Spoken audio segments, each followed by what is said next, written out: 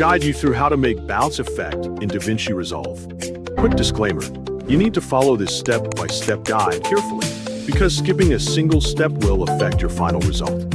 If this guide helpful, don't forget to like and subscribe. First, don't forget to comment if you still need our help or want to ask something, and we will reach you as soon as possible. Second, opening the program on your computer and waiting for it to finish loading. Create a new project to give yourself a clean editing workspace. Then go directly to the edit page where you will prepare your timeline. Import your video into the media pool so the footage is available for editing. Once the video has been imported successfully, drag it onto the timeline and position it where you want the animation to appear. Next, open the effects panel to access the available editing tools. From there, add a custom title to the timeline above your video clip, so you can animate the text independently from the footage. After placing the title on the timeline, open the Fusion page to begin creating the bounce animation using Fusion tools. Customize the font size, and text style to match your preferred design before adding any animation.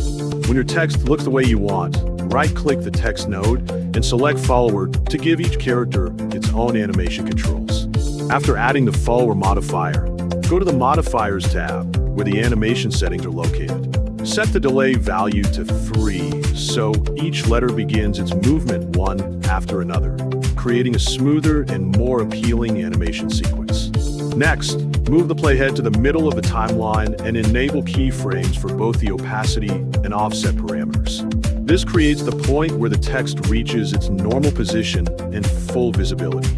Then move the playhead back to the beginning of the timeline and adjust the opacity and offset values so the text starts invisible and slightly displaced, allowing it to move naturally into place with a bounce effect. The difference between the beginning and middle keyframes creates the animated motion automatically. Once everything has been configured, preview the video to check whether the bounce effect looks smooth. Finally, switch to the Deliver page. Choose your preferred export settings.